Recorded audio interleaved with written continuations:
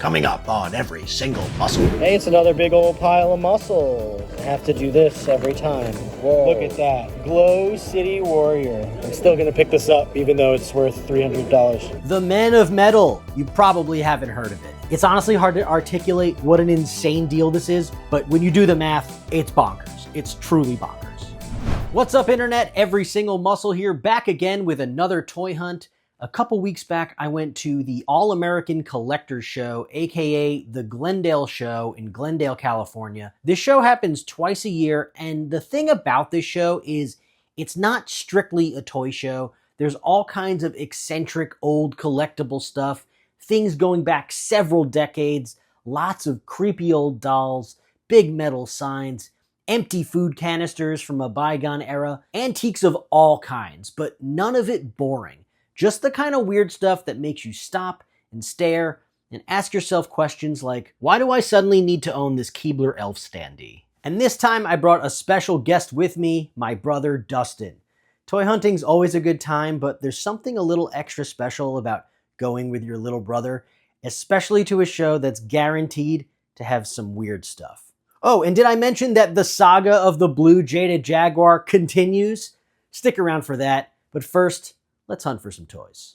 Okay, we're here at the Glendale Show, aka the All-American Toy Show. I'm here with my brother Dustin today. Hi everyone. And we're gonna see if we can find some toys.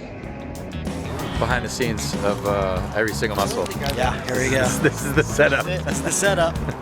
You're good to go. Thank you.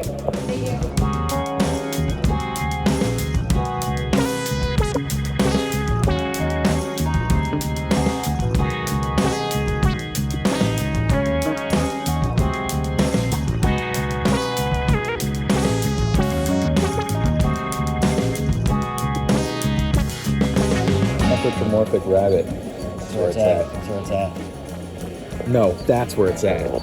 I'm sorry. Yeah, second place. I kind of like this one right here. That's where it's at. That's where it's at. Look at these posters, dude. Yeah. This one. Ooh. Oh, the road dung. That's great. Even though it's not what I collect, it's like it's something aesthetically pleasing. Ben-Hur pure mustard. What's better than that, huh? Some Happy Meal boxes.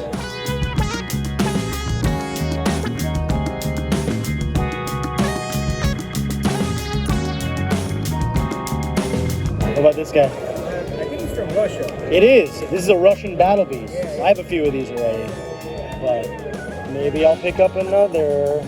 Clearly there's a lot of stuff on my radar, but most of these things I didn't ultimately go back for. I just had different priorities this week, and the first little guy I bought was a true reminder of our childhoods. The Men of Metal. You probably haven't heard of it. This is another line of mini-sized action figures from 1988.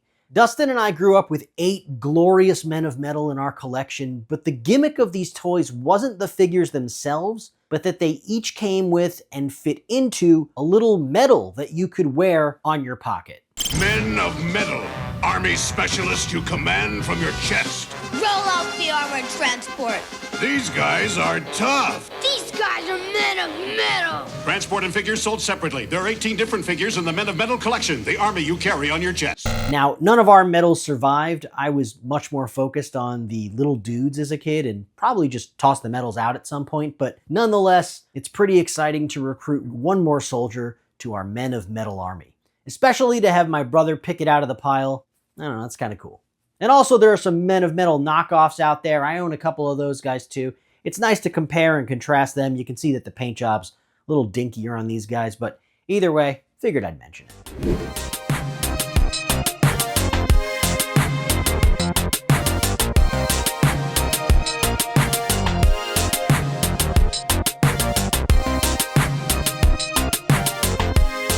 So what's calling you over here?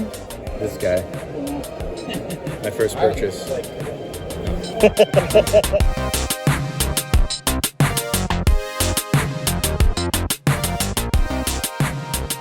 Okay, this is something I knew I'd regret if I didn't pick it up right then and there.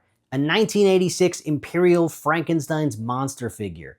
You know, some old toys just feel like they were built to last, and this guy is a prime example of that.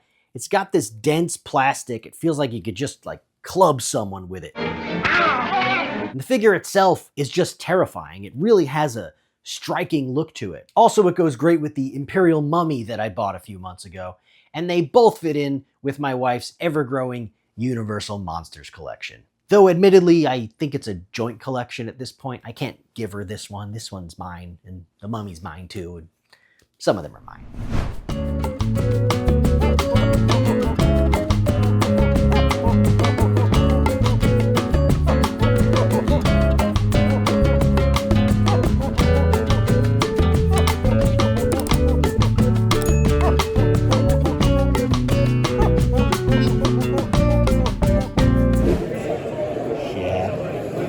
Garbage Pail Sticker album, pretty cool. I encountered a bunch of these at the last show I went to. Down here.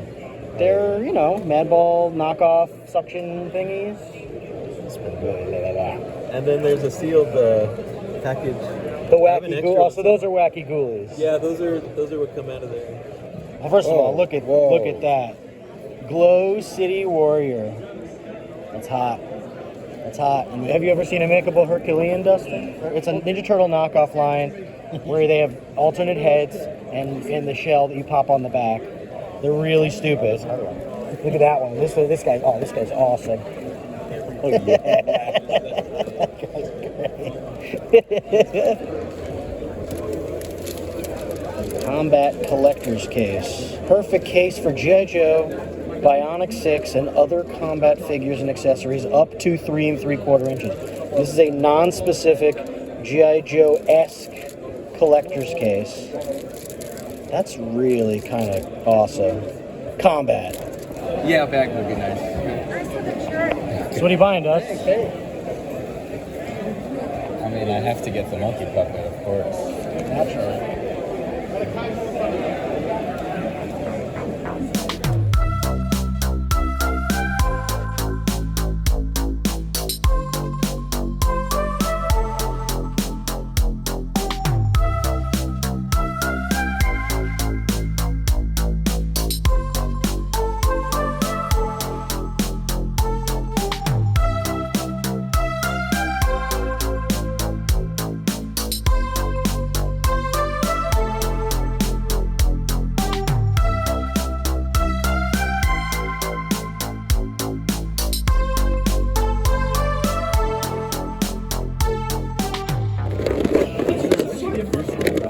You know, when I see a bin of muscle, I'm kind of obligated to look through it. Even if I'm not currently on the hunt, there's always inevitably something in there that might spark my interest. And this time, it's a mermaid from a Where's Waldo Keshi series. I had no idea that this was a thing, but clearly it is a thing. And it turns out it's also a thing that I needed to own. Dun, dun, dun, dun, dun, dun.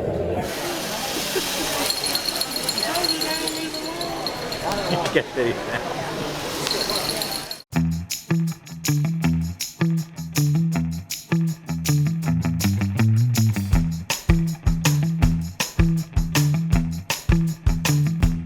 Check out these Cowboys of Moo Mesa shampoo bottles. Hey, it's another big old pile of muscles. I have to do this every time.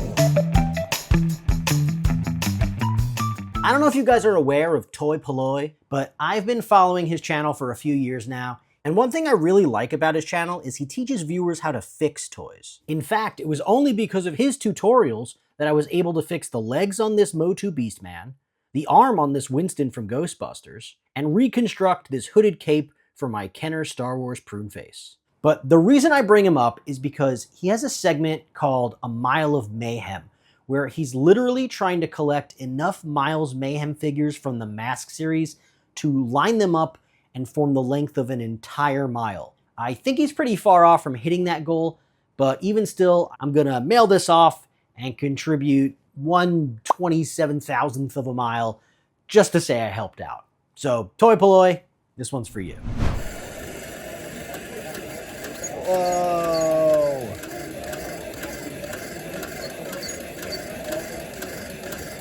Hey Dustin, look at this little asshole. He looks friendly on the box. Feel friendly on the box. But in real life, he's a little